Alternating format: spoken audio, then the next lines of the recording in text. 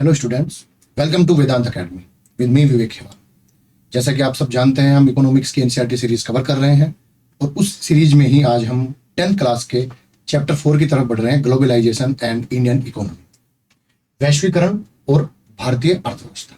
इसके बारे में ग्लोबलाइजेशन आपने आजकल सुन रहे होंगे ज़्यादातर, उसके निगेटिव इम्पैक्ट्स जो रहे उसके बारे में आजकल ज़्यादा चर्चाओं में है। ग्लोबलाइजेशन कि जितना उसने फायदा नहीं किया उससे ज़्यादा नुकसान हमें उसका देखने को मिलता है, ऐसा आजकल के कॉन्सेप्ट में बोला जा रहा है। बट जब ग्लोबलाइजेशन आया या जब उसने तूल पकड़ी, तब वो किस तरीके से रिएक्ट कर रहा था वर्ल्ड के साथ, ग्लोबलाइजेशन है क्या, उसके वेरियस एस्पेक्ट जो उसको टच करता है, जो ग्लोबलाइजेशन इसमें पढ़ेंगे इकोनॉमी में, वो हम मेनली फोकस करेंगे प्रोडक्शन के एक्सपेक्ट। अदर एक्सपेक्ट क्या हो सकते हैं उसके, जैसे कि उसका कल्चरल एक्सपेक्ट क्या है, उसका पॉलिटिकल एक्सपेक्ट क्या है, सोशल क्या है और इकोनॉमी से रिलेटेड क्या है। And when we are talking about economy, तो हम ग्लोबलाइजेशन का प्रोडक्शन पे बेसिकली फोकस करेंगे, एमएनसीज पे फोकस करेंगे, किस तरीके से एमएनसीज ने वर्ल्ड को इंटरलिंक्ड किया।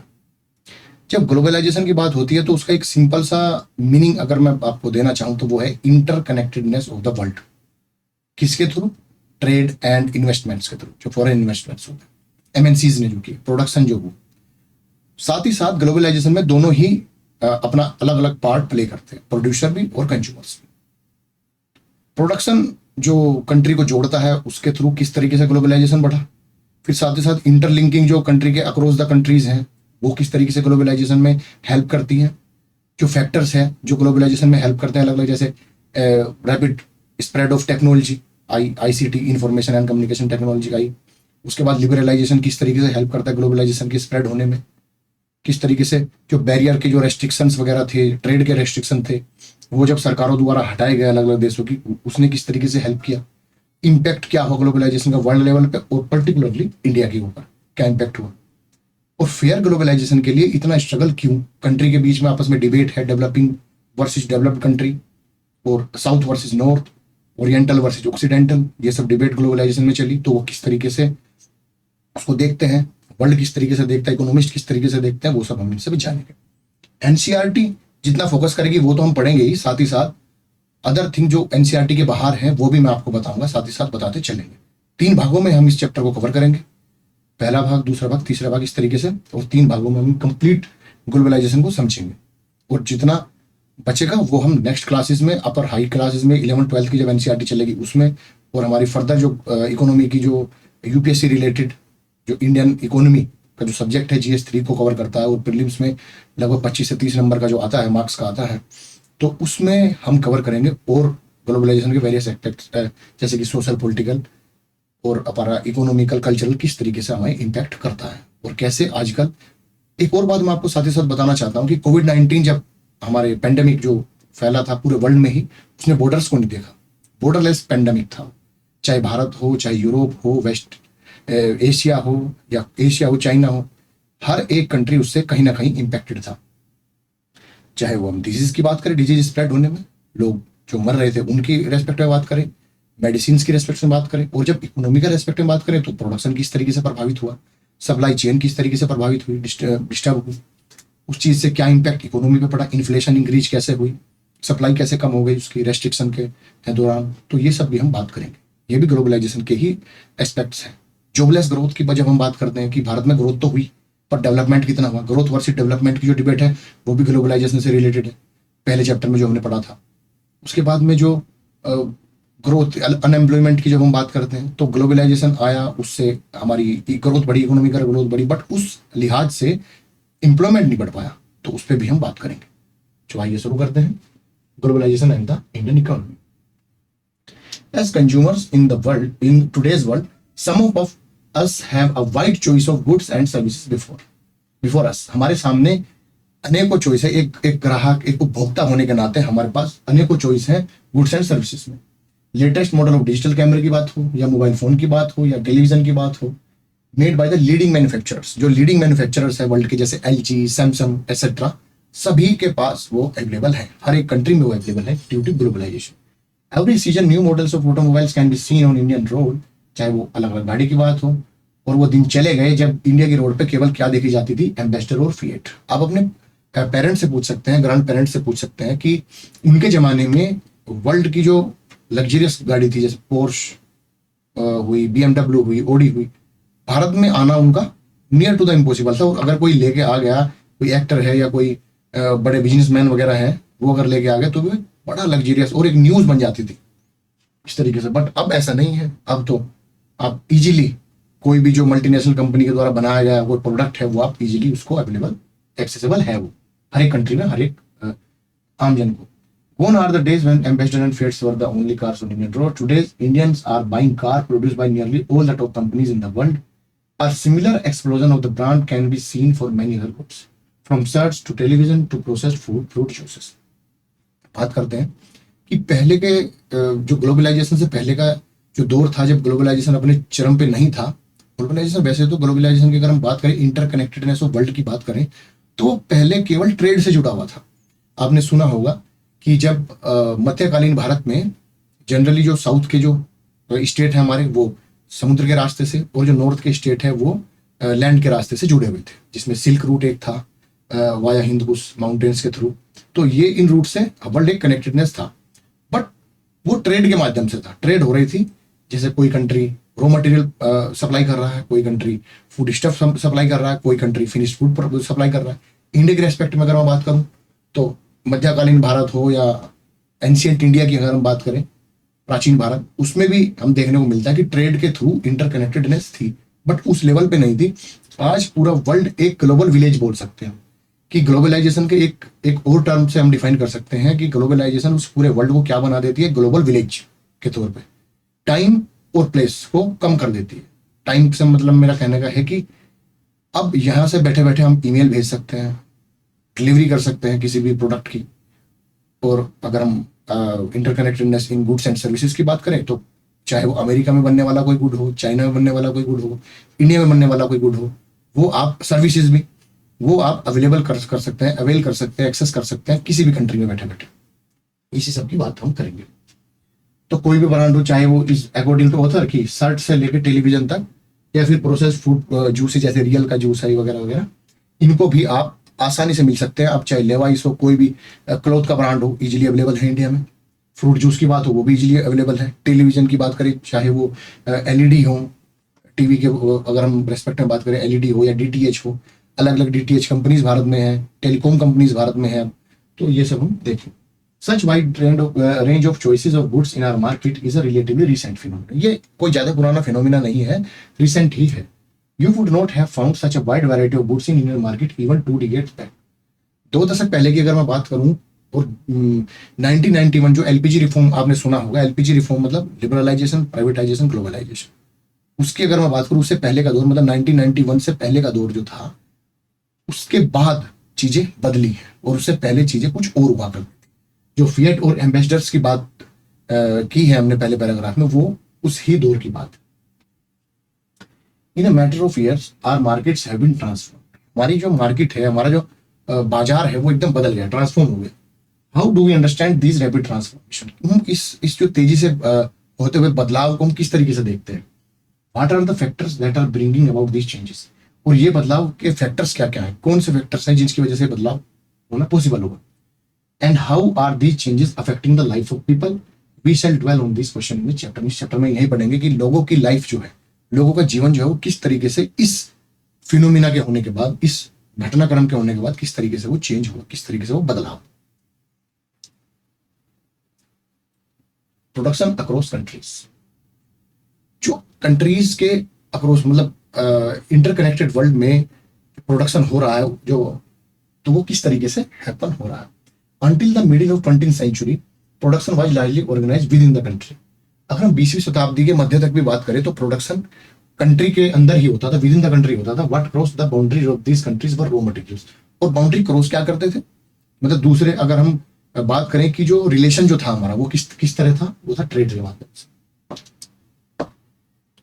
What cross boundaries of these countries were, क्या कंट्री के बाहर जाता था? रॉ मटेरियल, फूड स्टफ और finished product.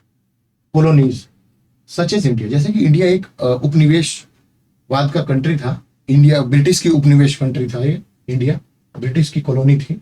India exported raw materials, क्या करता था? रॉ मटेरियल, कच्चा माल और फूड स्टफ्स, जैसे कि एग्रीकल्चर के प्रोडक्ट्स हैं, अनाज, चावल, ये सब वो एक्सपोर्ट करता था। इंपोर्ट क्या करता था? Finished goods. आपने जब मॉडर्न हिस्ट्री पढ़ी होगी या पढ़ेंगे तो उसमें आप देखेंगे कि किस तरीके से जो फिनिश्ड प्रोडक्ट की वजह से हमारे यहाँ का जो लोकल क्राफ्ट था, जो लोकल इंडस्ट्री थी, वो किस तरीके से बर्बाद हुई।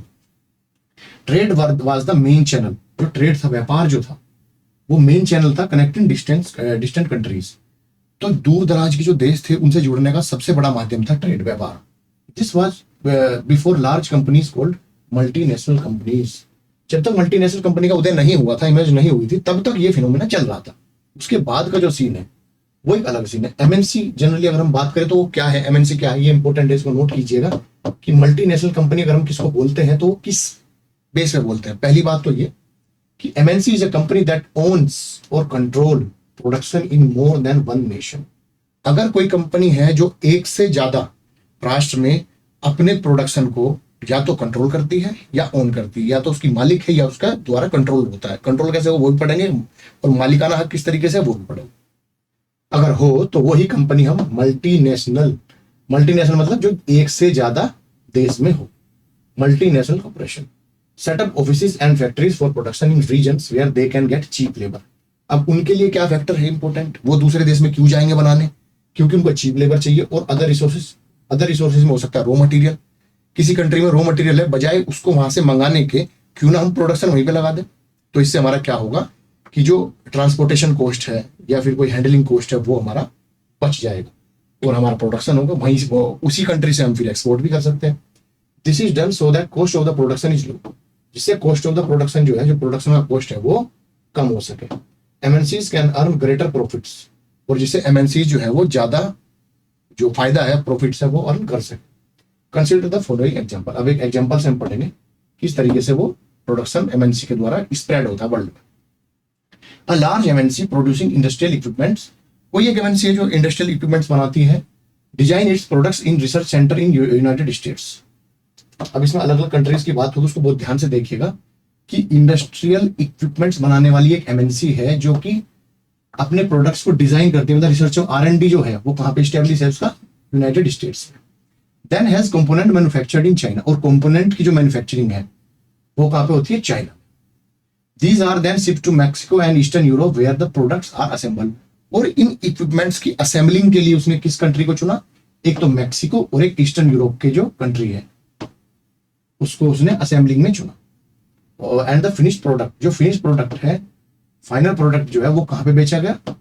ऑल ओवर द वर्ल्ड, पूरे वर्ल्ड में फिर वहां से वो एक्सपोर्ट। मीनवाइज कंपनीज कस्टमर केयर, अब कंपनी के पास कस्टमर केयर भी होता है, अलग अलग जो उसके ग्राहक है, उपभोक्ता है, उनकी प्रॉब्लम को सोल्व करने के लिए जो कस्टमर केयर है वो उन्होंने कॉल सेंटर के थ्रू कहां से ऑपरेट किया? बीपीओज आपने सुना होगा एक वर्ड, ये कॉल सेंटर से रिलेटेड वर्ड है, तो इसको आपने सुना होगा। तो लोकेटेड इन इंडिया, इंडिया में जनरली वो होता है, क्यों? क्योंकि इंग्लिश स्पीकिंग वगैरह ये सब इंडिया में बहुत ज्यादा, उनको English speaking workers, English speaking employ उनको बहुत ज्यादा यहाँ पे मिल जाते, चीप मिल जाते।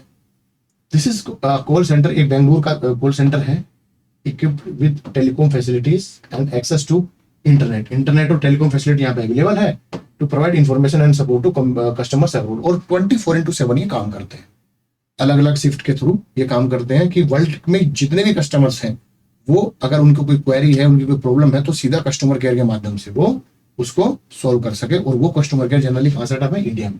हम देख पा रहे हैं कि ये एमएनसी है, इसका प्रोडक्शन, कंट्रोल एंड ओन, जो कंट्रोल कर रही है और ओन कर रही है वो कहां का कर रही है? जैसे R&D की बात करें तो यूनाइटेड स्टेट्स में, कंपोनेंट मैन्युफैक्चरिंग की बात करें तो चाइना में, असेंबलिंग के लिए जो शिफ्ट हुआ वो मैक्सिको और ईस्टर्न यूरोप में, और फिनिश प्रोडक्ट पूरे वर्ल्ड में। इसके बाद जो कस्टमर केयर की बारी आती है कि जो प्रॉब्लम सॉल्विंग जो फैक्टर है उसके लिए इंडिया वो उन्होंने चूज किया। तो 1, 2, 3, 4 कंट्री तो डायरेक्ट ही है, और ईस्टर्न यूरोप में कई सारे कंट्री आते हैं जैसे यूक्रेन वगैरह, वो भी उन्होंने चूज किए अपने बिजनेस को फैलाने के लिए। आगे बढ़ते हैं। इससे हमें क्या समझ में आता था? In this example MNC is not only selling is finish product globally, अपना जो फिनिश प्रोडक्ट है, फाइनल गुड जो है उनका, ना केवल वो ग्लोबली बेच पा रहे हैं, बट इंपॉर्टेंट क्या है? इंपॉर्टेंट ये है कि गुड्स एंड सर्विसेज प्रोड्यूस्ड, जो गुड्स और सर्विसेज उन्होंने प्रोड्यूस की है वो कैसे की है? ग्लोबली की है। पूरे वर्ल्ड में। जैसे कि उन्होंने किसी एक कंट्री में तो की नहीं, विद इन द कंट्री भी नहीं की, अलग अलग कंट्रीज को उन्होंने चुना, ग्लोबली चुना, अलग अलग कॉन्टिनेंट्स को उन्होंने चुना उस प्रोडक्शन के लिए। तो इसलिए as the result production is organised in increasingly complex way, और एक कॉम्प्लेक्स वे में वो प्रोडक्शन को इंक्रीज करना है। कॉम्प्लेक्स वे हमने क्यों बोला? क्योंकि इंटरलिंक्ड है आपस में। यूएसए में R&D, चाइना में जो इक्विपमेंट्स के जो कंपोनेंट है वो manufacturing, assembling Mexico, eastern Europe में जो फिनिश प्रोडक्ट है उसको बेचा उन्होंने पूरे वर्ल्ड वाइड, और इंडिया को चूज किया कॉल सेंटर के लिए। तो इस वजह से एक रिलेशन जो है ना कॉम्प्लेक्स इंटरडिपेंडेंस वाला जो रिलेशन है वो यहाँ पे स्टेब्लिश होता है। The production process is divided into small parts. जो प्रोडक्शन का प्रोडक्ट है वो छोटे छोटे भागों में बांटा गया है, spread out across the globe. In the above example China, जो चाइना है प्रोवाइड द एडवांटेज। एडवांटेज क्या मिलती है चाइना में होने से?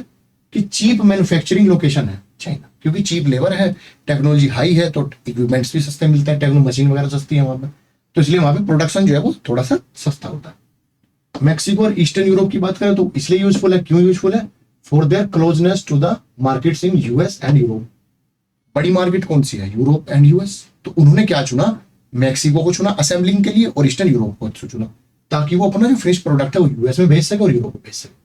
India has highly skilled engineers who can understand, जो समझ सकते हैं technical aspects of the production, और टेक्निकल एस्पेक्ट्स को समझ सकते हैं, इसलिए हाईली स्किल्ड इंजीनियर भारत में अवेलेबल है। तो उन्होंने क्या किया? कॉल सेंटर जो educated skill speaking youth, English speaking youth है, उनको उसने क्या किया?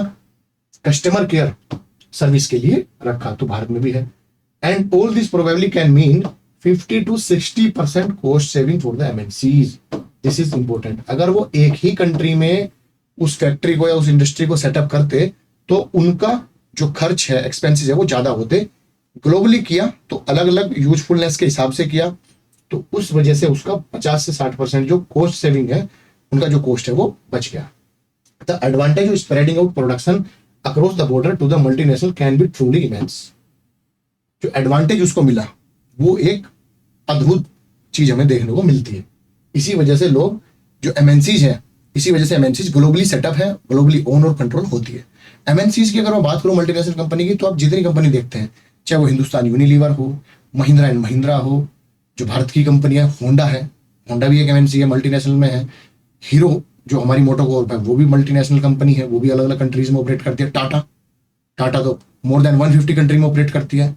अमेरिकी कंपनी की बात करूँ तो माइक्रोसॉफ्ट, एप्पल, गूगल, ये सब अलग अलग वर्ल्ड में, पूरे वर्ल्ड में ही फैली हुई है, और इनकी मार्केट वैल्यू इतनी जबरदस्त है कि कुछ कंपनीज की जो ओवरऑल मार्केट वैल्यू है वो मैनी ऑफ द कंट्रीज की जीडीपी से भी ज्यादा उनकी मार्केट वैल्यू है। इतना उनका स्प्रेडिंग है ग्लोबली, इतना उनका इफेक्ट है, इम्पैक्ट है ग्लोबल के रेस्पेक्ट में।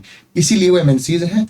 और एमएनसीज का सबसे बड़ा मतलब है कि जो मल्टीनेशनल, जो मोर देन वन नेशन में ऑपरेट करती हूँ अपना production, owns and control their production in more than a nation. आगे बढ़ते हैं। अगर हम इंटरलिंकिंग की बात करें, अब हमने देखा कि प्रोडक्शन किस तरीके से कंट्री के जो अलग अलग कंट्रीज है उनमें आपस में किस तरीके से इंटरलिंक प्रोडक्शन हमारा हो रहा है। In general MNC setup production where it is close to the market. Generally क्या होता है कि एमएनसी कहां पे ऑपरेट करती है? एमएनसी सेटअप प्रोडक्शन जो सेटअप करती है कहां पे? Close to the market. अब मार्केट के आसपास ही वो अपना प्रोडक्शन करती है। क्यों? ऐसा क्यों है? फिनिश प्रोडक्ट होगा, उसका बेचने के लिए मार्केट चाहिए। उसे किसी इंटरमीडिएट गुड्स की बात है, उसको चाहिए तो वो भी मार्केट के थ्रू उसको इजीली अवेलेबल हो जाएगा। मार्केट है तो वहां पे लेबर भी अवेलेबल हो जाएगी, लेबर भी है, और साथ ही साथ में जो प्रोडक्शन की अलग अलग फैसिलिटीज है, लैंड, लेबर, कैपिटल, जो हमने 9th क्लास में पढ़ा था वो भी वहां पे अवेलेबल हो जाएगी। वेयर देयर इज, अब क्या क्या मिलेगा वहां पे? स्किल्ड एंड अनस्किल्ड लेबर, जो भी आपको चाहिए लो कॉस्ट पे मिल जाएंगे। Availability of other factors of production, जो अदर फैक्टर्स है प्रोडक्शन के वो भी वहां पे एश्योर्ड हो जाएंगे। उसमें अदर फैक्टर से क्या है कि लैंड भी मिल सकते हैं, उसमें लेबर है, कैपिटल है, और अलग अलग प्रोडक्शन के फैक्टर्स हैं, जैसे कि मशीन वगैरह, कोई टूल है, वो सब। In addition MNCs might look for government policy, और ये बड़ा इंपॉर्टेंट है कि जिस भी कंट्री में एमएनसीज ऑपरेट होगी उसमें सबसे बड़ा जो रोल प्ले करता है उस गवर्नमेंट की पॉलिसीज रोल प्ले करती है कि वो गवर्नमेंट एमएनसीज को किस तरीके से फैसिलिटेट करती है। इजी लोन देती है, बिजली की रिक्वायरमेंट, जो इलेक्ट्रिसिटी की रिक्वायरमेंट है उसको इंश्योर करती है। तो ये सब रिक्वायरमेंट्स इंश्योर करने के बाद जो गवर्नमेंट की पॉलिसी है कि वो प्रोडक्शन को, किसी पर्टिकुलर प्रोडक्शन को कितना इंकरेज करती है, वो भी एमएनसी के सेटअप होने में एक इंपॉर्टेंट रोल प्ले करते हैं। That look after their interest, उनके जो इंटरेस्ट है उसके लुक आफ्टर उसको करे, उसकी देखभाल उसकी करे, फैसिलिटेट करे। You will read more about that policies later in the chapter, आखिरी में हमें पता चलेगा। Having assured themselves of these conditions, MNCs set up factories and offices for the production. जब वो एश्योर हो जाते हैं इन कंडीशंस के बारे में, तभी एमएनसी क्या करती है, फैक्ट्री और ऑफिस प्रोडक्शन के लिए सेटअप करते हैं।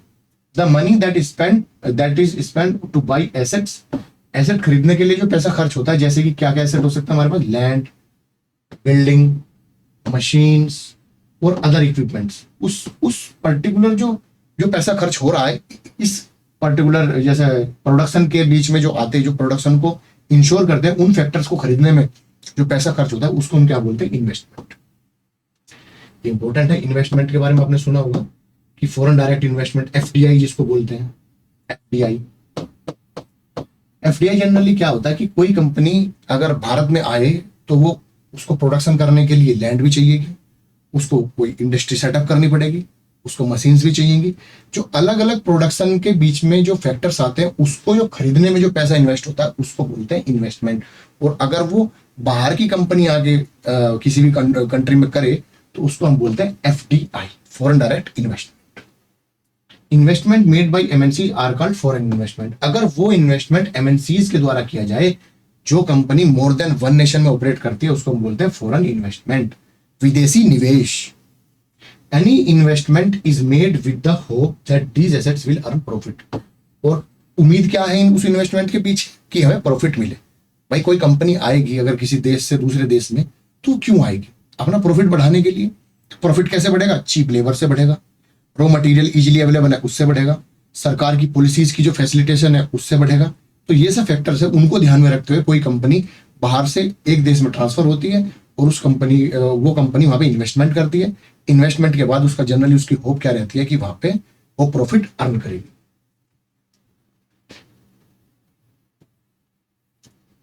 Eight times MNC set up production jointly with some of the local companies. एक समय ऐसा था कि जब एमएनसी क्या करती थी, प्रोडक्शन के लिए लोकल कंपनीज के साथ उन कंट्रीज के टाई अप कर लेती थी। उसके एग्जांपल्स मैं आपको बताऊंगा। जैसे कि आपने पहले कंपनी क्या हो करती थी, हीरो होंडा। अगर हम होंडा की बात करें तो ये एमएनसी कंपनी थी जिसने टाई अप किया था, जो भारत की कंपनी है, cycle manufacturing company hero Honda के साथ मिलकर इसने हीरो होंडा बनाई, तो इसको हम बोलेंगे एक टाई अप वाला।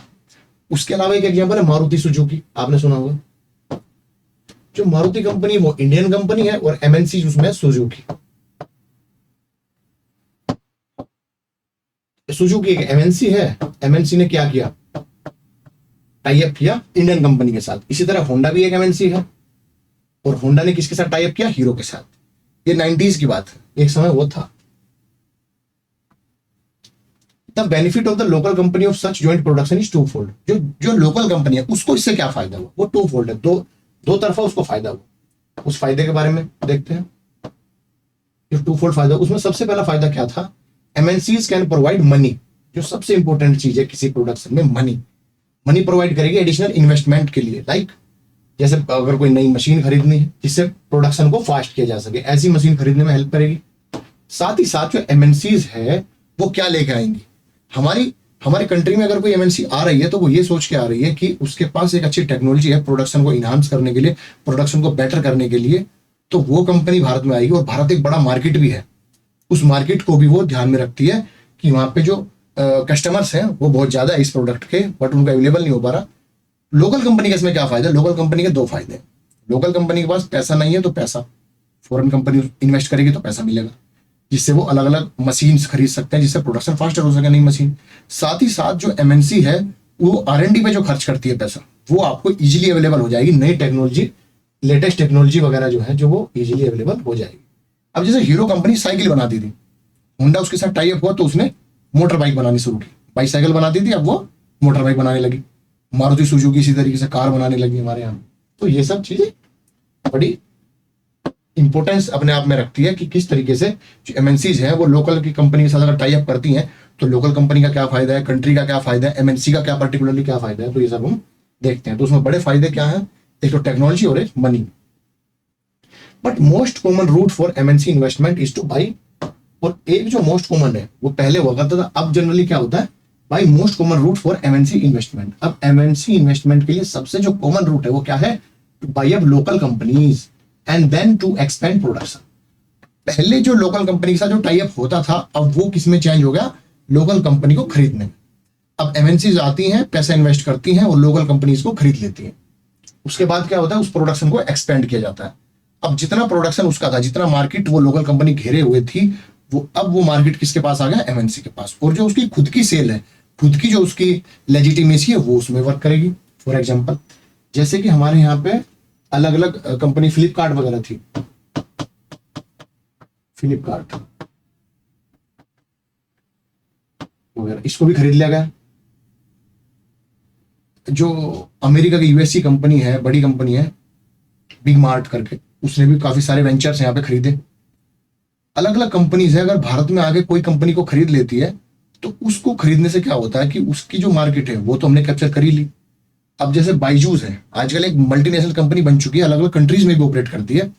आकाश एक कोचिंग इंस्टीट्यूट हुआ करता था, आकाश जो मेडिकल के फील्ड में काम करता था, इस कोचिंग इंस्टीट्यूट को पूरा खरीद लिया बाइजूस ने। रिसेंट की खबर है, बाइजूस ने खरीद लिया। अब जितना मार्केट आकाश ऑपरेट कर रहा था ऑलरेडी, उसको तो उसने खरीद ही लिया। साथ ही साथ बाइजूस का जो अपना मार्केट था वो भी होल्ड करेगी। तो इससे क्या हुआ? उसका मार्केट एक्सपेंड हुआ। अब एक एग्जांपल हम देखते हैं। To take an example, Cargill Foods. Cargill Foods करके कंपनी है जो अमेरिकन एमएनसी है, अमेरिका की एक एमएनसी है जिसने कारगिल फूड्स करके एक अमेरिका की एमएनसी है जिसने क्या खरीदा? Brought over smaller Indian companies. उसने छोटी छोटी जो भारत की कंपनी थी जो इसी फील्ड में काम करती है, जिस फील्ड में कारगिल फूड्स काम करती है, उनको खरीद लिया। उनमें से ये कंपनी थी परक फूड्स, पारक फूड्स, इसको उसने खरीद लिया। पारक फूड जनरली क्या मैन्युफैक्चर करती थी? Had a large marketing network in various parts of India where its brand was well reputed. Well reputed brand था पारक फूड्स भारत का, और अक्रॉस द इंडिया वो काम करता था। क्या बनाता था? उसके पास 4 ऑयल रिफाइनरीज थी, 4 उसके पास ऑयल रिफाइनरीज थी। जो अब पूरा उसका कंट्रोल किसके पास शिफ्ट हो गया? कारगिल ने, चूंकि वो खरीद ली। कारगिल करके जो कंपनी है, अमेरिका की एमएनसी है, उसने वो उसको खरीद लिया। अब कारगिल क्या है? वो सबसे बड़ी कंपनी बन गई किस चीज की? एडिबल ऑयल की, इंडिया के अंदर। एडिबल ऑयल का मतलब है जो खाने में यूज होता हो, जैसे कि रिफाइंड ऑयल आपने सुना होगा, उसके बाद सफोला वगैरह। ये जो रिफाइंड की जो कंपनी है, या फिर अलग अलग ऑयल, मस्टर्ड ऑयल की कोई कंपनी हुई, तो वो सब एडिबल ऑयल्स है। एडिबल ऑयल की सबसे बड़ी कंपनी जो भारत में बन चुकी है वो है कारगिल, जिसने किसको खरीदा? अलग अलग कंपनी को खरीदा। उनमें से भी एक कंपनी थी Parakh Foods, with a capacity to make 50 million pouch daily. अब उसकी जो कैपेसिटी है कारगिल की, वो कैपेसिटी कितनी है? 50 लाख ऑयल के पाउच वो डेली बनाती है। In fact many of the top MNCs have wealth exceeding the entire budget of developing country government. जैसे कि मैंने आपको बताया था कि कुछ कुछ एमएनसीज की मार्केट वैल्यू इतनी ज्यादा है कि वो कई कंट्रीज की जीडीपी से भी ज्यादा है। और यहाँ पे क्या बात हो रही है कि कई जो विकासशील देश है, डेवलपिंग कंट्री है, जैसे इंडिया एक विकासशील देश है, उनके गवर्नमेंट के बजट से भी ज्यादा उन टॉप एमएनसीज की वेल्थ है। वेल्थ जो है उनकी एमएनसीज की, बड़ी बड़ी कंपनियों की, वो कुछ कुछ डेवलपिंग कंट्रीज का जो पूरे साल का बजट है उससे भी ज्यादा उनकी वेल्थ है, उनके पास धन इतना ज्यादा है। विद सच इनॉर्मस वेल्थ, इतनी ज्यादा धन के बाद imagine the power and influence. अगर उसके पास एमएनसी के पास इतना ज्यादा धन है कि उस कंट्री की जीडीपी से भी ज्यादा है, या किसी डेवलपिंग कंट्री के बजट से भी ज्यादा है, तो उसकी इन्फ्लुएंस तो होगी, उसकी पावर भी होगी।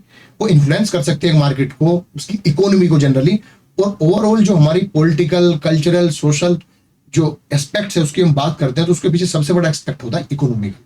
आर्थिक जो एक्सपेक्ट है वो सबसे बड़ा एक्सपेक्ट है, उसको हमें ध्यान में रखते हुए हम देख सकते हैं कि उन एमएनसीज की पावर और उनका जो इन्फ्लुएंस है वो बहुत ज्यादा है किसी भी कंट्री में।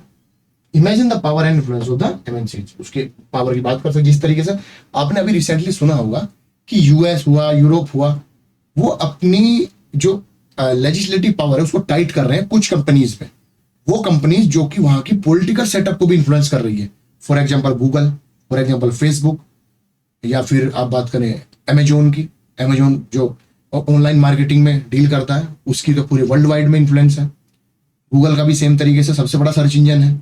फेसबुक सबसे बड़ी सोशल नेटवर्किंग साइट है। एप्पल सबसे बड़ी फोन निर्माता कंपनी है वैल्यू के हिसाब से। तो उन कंपनीज का एक अपना इन्फ्लुएंस है, एक अपना रुतबा है, तो उससे वो अलग अलग कंट्रीज में प्रोडक्शन हो, इकोनॉमी हो, उनका कल्चर हो, सोशल तक को वो इन्फ्लुएंस करती।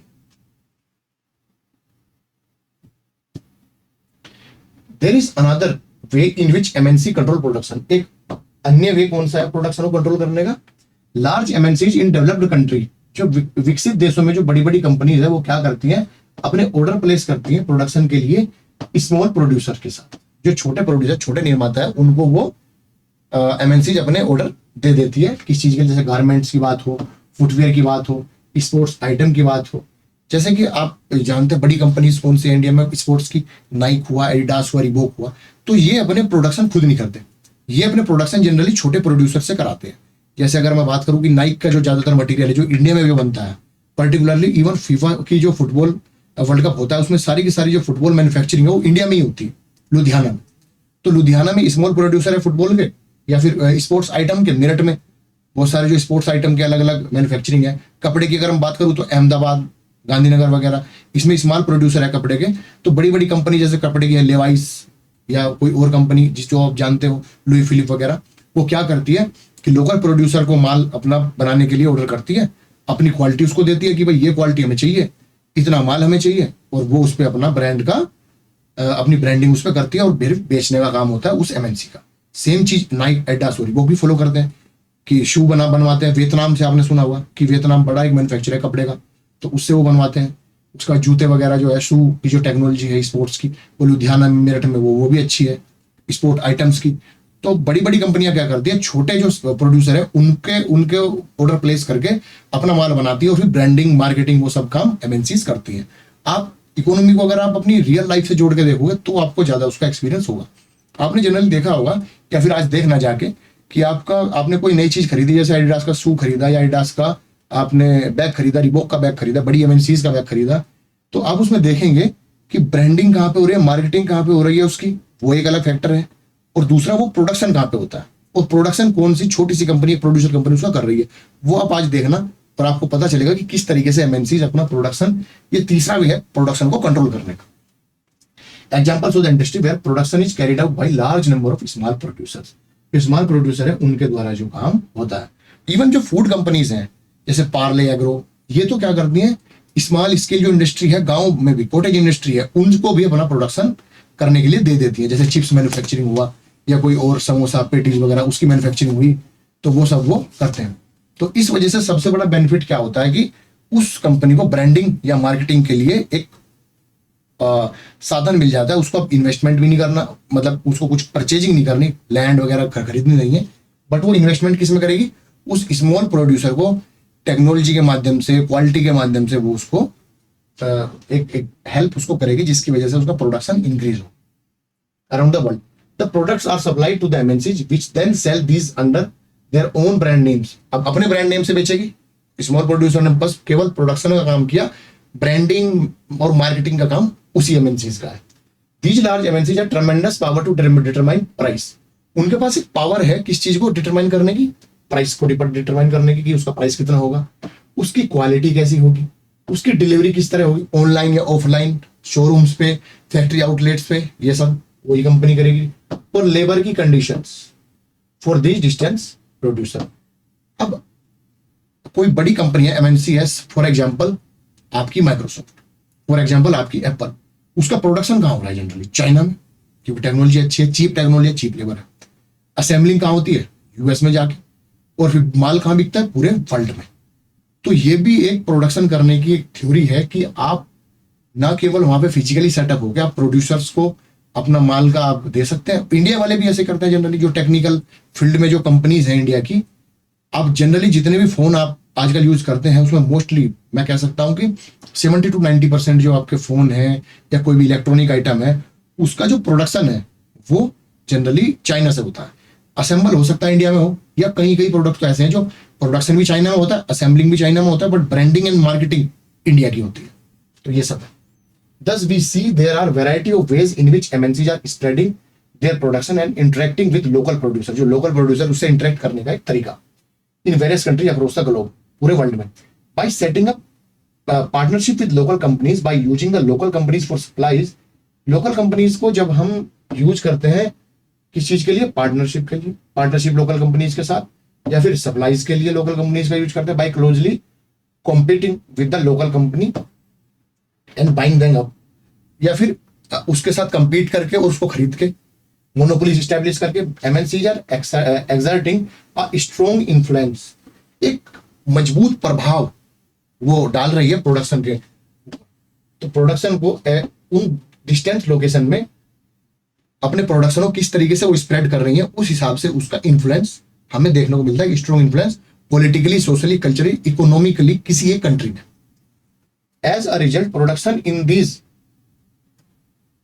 Wide dispread location is getting interlinked. इस वजह से हम क्या देखते हैं कि जो प्रोडक्शन है वो क्या होता है, इंटरलिंक्ड हो रहा है।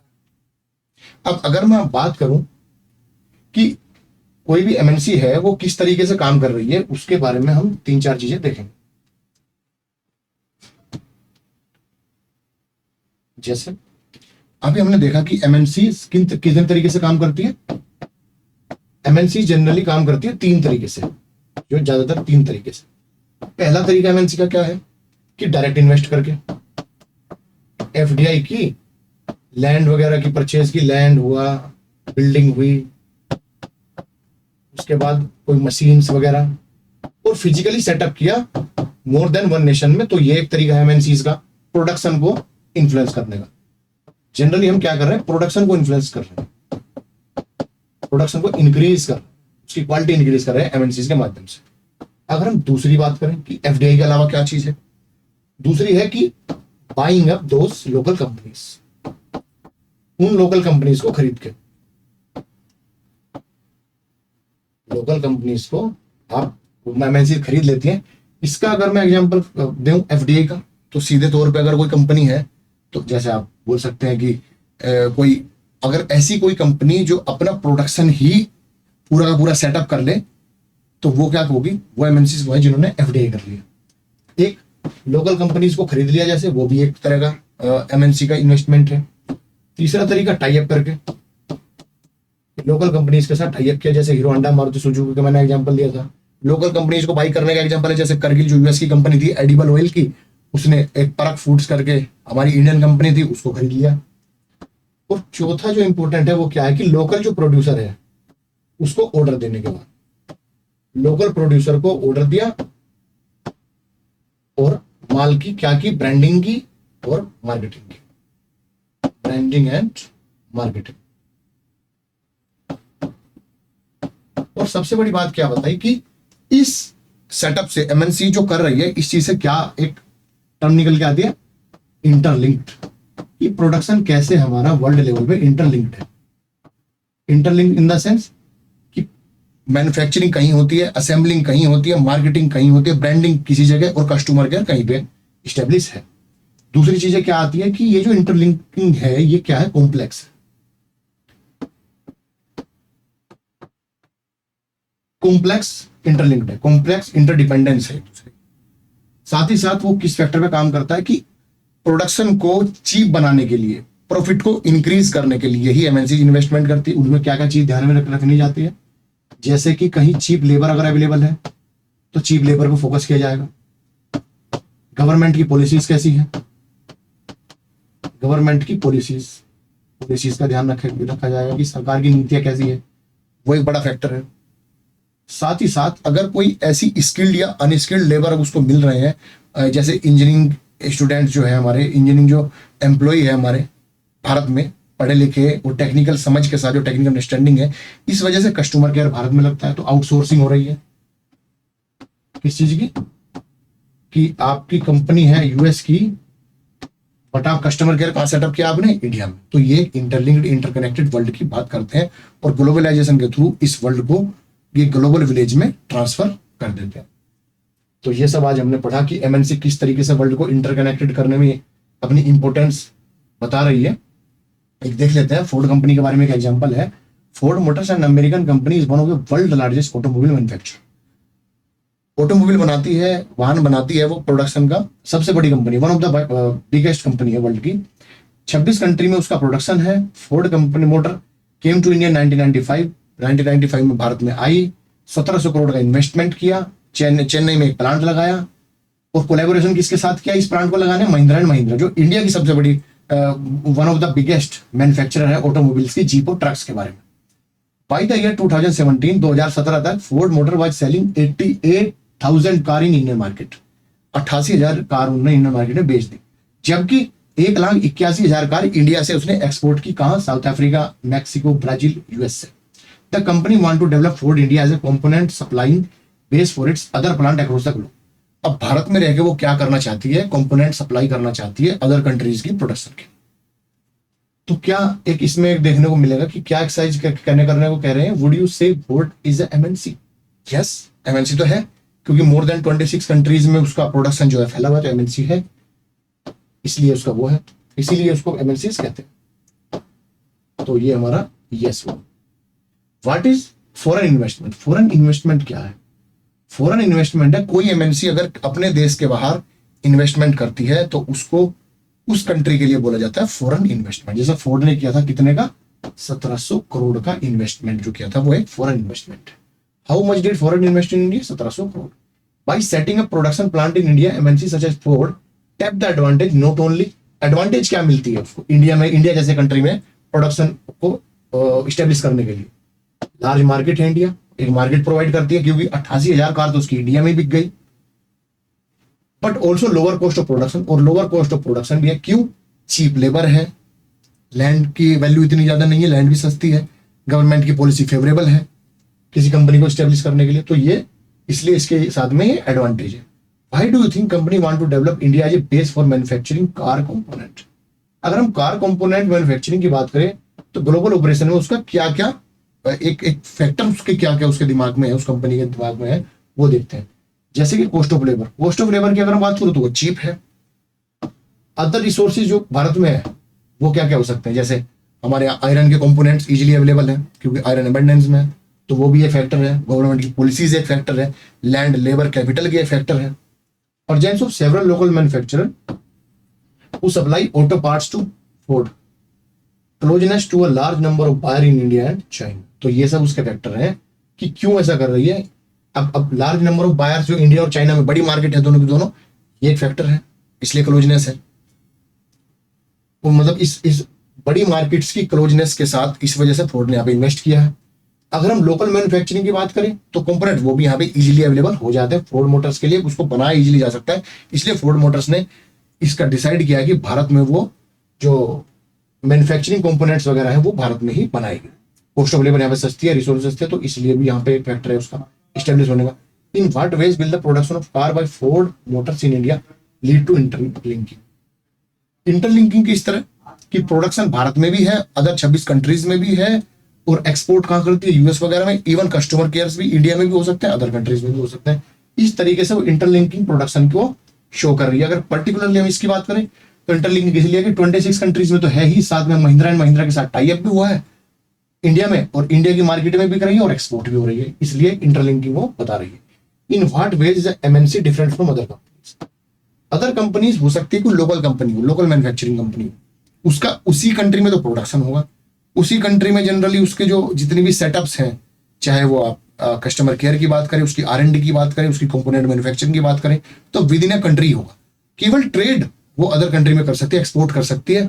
जैसे हमारी एक्शन एक कंपनी, शू मेकर कंपनी है, वो भारत में ही सब कुछ अपना करती है, बट एक्सपोर्ट वो फॉरेन में करती है, तो वो उस कंपनी को एमएनसी से डिफर करता है। एमएनसीज का जो प्रोडक्शन है वो control and own in more than one nation, this line is important, control and own production in more than one nation, वो एमएनसी को अदर जो कंपनीज है उससे डिफरेंट करता है।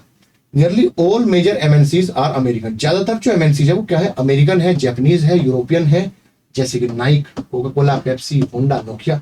कैन यू गेस भाई क्यों है ऐसा? ऐसा इसलिए है क्योंकि ये सभी दे डेवलप्ड कंट्रीज है। यूरोप मोस्टली डेवलप्ड कंट्रीज का एक कॉन्टिनेंट है, जापान वो भी डेवलप्ड कंट्री है, उसकी टेक्नोलॉजी बड़ी हाई है, अमेरिका उसके पास कैपिटल बहुत ज्यादा है, पूंजीवादी देश है, कैपिटलिस्ट कंट्री है, तो कैपिटल की अवेलेबिलिटी बहुत अच्छी है, तो इसलिए प्रोडक्शन अलग अलग कंट्रीज में उसका फैला हुआ है। अमेरिका, जापानीज और यूरोपियन कंट्री में ज्यादा एमएनसीज होने का कारण यही है कि वहां पे कैपिटल अवेलेबल है, अलग अलग फाइनेंसिस के माध्यम से, टेक्नोलॉजी वहाँ की बड़ी अच्छी है, टेक्नोलॉजी बड़ा अच्छा काम करते हैं, R&D बहुत बेहतरीन है वहाँ की। और अगर मैं उसके अलावा बात करूँ कि डेवलप्ड कंट्री है, तो अदर जो फैक्टर्स है वो भी उसके दिमाग में, और इन्फ्लुएंस उनका अदर कंट्रीज में है, तो इसलिए प्रोडक्शन को लिंक करते हैं, इन्वेस्टमेंट करते हैं, और प्रॉफिट कहाँ पहुंचता है, अमेरिका में, जापान में, यूरोप में, और उनकी गवर्नमेंट भी उनको इस चीज के लिए सपोर्ट करती है कि आप अपना बिजनेस अदर कंट्रीज में भी फैलाओ। इस भाग में हम इतना ही पढ़ेंगे, और फॉरेन ट्रेड और इंटीग्रेशन ऑफ मार्केट हम अगले पार्ट में पढ़ेंगे। आज के लिए इस क्लास के लिए इतना ही, और जल्दी ही मिलते हैं नेक्स्ट क्लास के लिए। Thank you very much.